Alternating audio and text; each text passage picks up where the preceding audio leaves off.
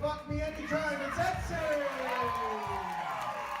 I'm Edson Montenegro, and I am a senior at Northwestern. Something for me that was really important was being able to see ODB and being like, oh, this is the type of comedy that I want to be doing. We are Northwestern's premier multicultural improv team. We write sketches and we do improv that has social and cultural relevance.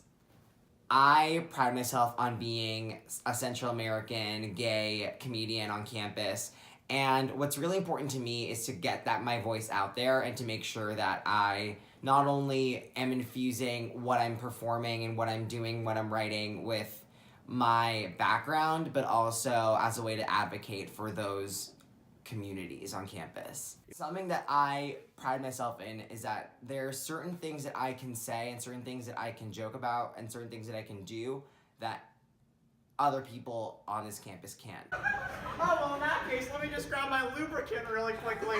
Knew way to grab lubricant. Let me just grab my lubricant really quickly. Let me just grab my lubricant really quickly. Hey, Mom, do you mind coming in for a second? Thank you. If there is no comedy, then we're all walking around scared and sad and miserable. My name is Zaire Paul-Emile. I am a senior theater major, English Lit minor in the musical theater certificate, and I am a co-director for the BICS. The BICS, we do musical improv, short form, long form, but not limited to exclusively musical improv. Because it's improv, it's just like, you get nervous.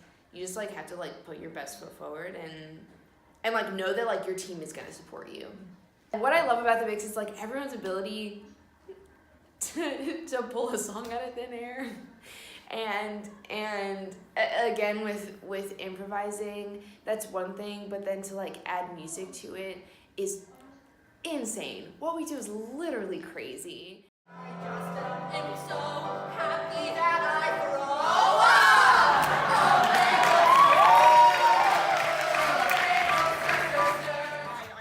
Humans of Earth! My God! So sorry about the climate thing. That's okay. I was making some oatmeal. I'm Chase Doggett. I am a Latino improviser at Northwestern's campus. I am a member of the Titanic Players as well as a writer for ODB.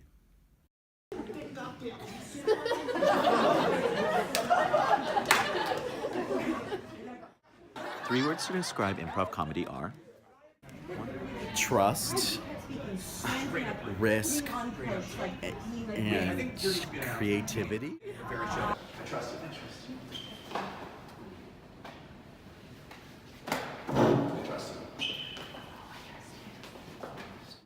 There are a large number of groups of comedy people on this campus that really have a lot of support from our community. Like with Titanic shows, like 200 people come out to shows, and that's wonderful. Meow has so much support, ODB has so much support, and I think it's wonderful. But I'd say primarily Titanic audiences are usually white and Greek.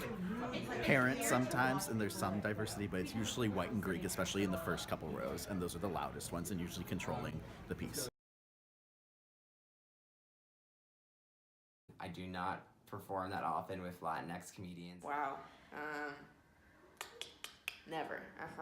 At Northwestern, I really don't improvise with other Latinx improvisers. For me, especially with comedy, I'm like, if you feel uncomfortable, then like I'm doing my job. Yeah. I think when I came as a freshman, I try to be as like popular in like white context. I mean, as funny in white context as possible. Yeah. And it's not until like last year, this year, that I'm like, oh, I need to be embracing this part of myself. And I'm like, I should have been doing that from the very start. Yeah.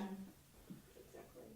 I mean, we go to Northwestern, which is a predominantly white school. Yeah. So like, when you're not bringing in a Latinx audience, you like don't know. Like it's that thing where it's like, how are they gonna react? It's like the people that this is like that I relate to are not there.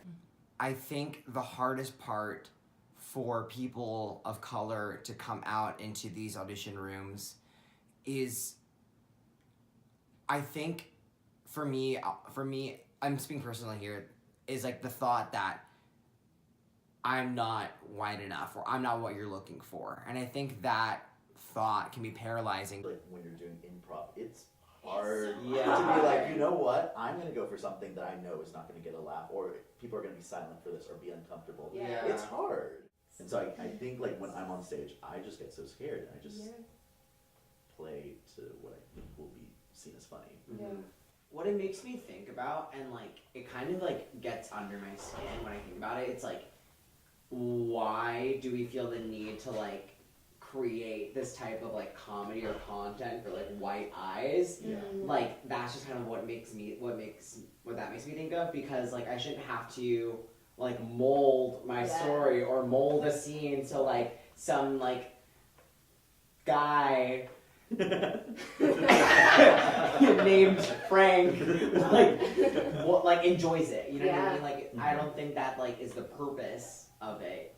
You know, there might just be a majority white people looking at you, and I think there's something the word that comes to mind is like voyeuristic in a way, where it's like, oh, look at this you know, Latinx person, you know, doing a scene in Spanish, or look at them like doing something like unconventional. I think there's like a level of like almost like embarrassment or shame that comes with that, because like you are one of the only ones that might be entering a space. Also, why is there only one group that has been designated as like the multicultural Yes.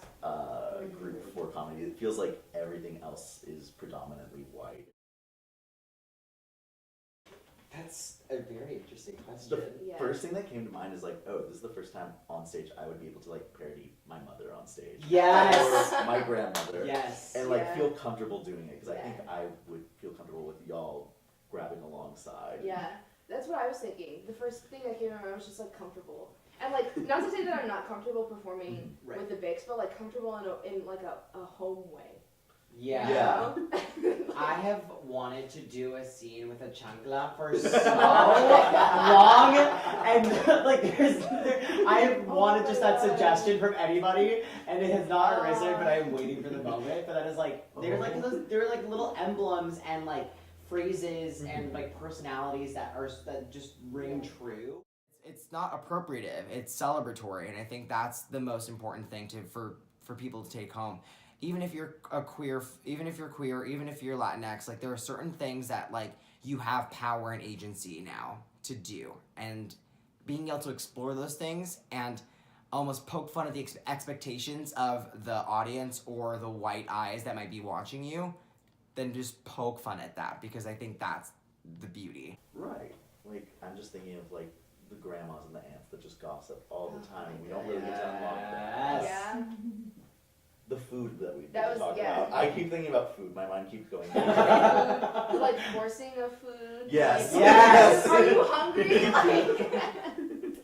Everything on your plate. Finish everything Yeah, on your plate. exactly. Oh my god. It would just be so much fun. You know? Also, I would be able to like fulfill my dream of having like a quinceañera, even though there Yeah. would be Yes. there would be no dress, but I can just pretend that I have a dress on. Exactly. Just wanted one.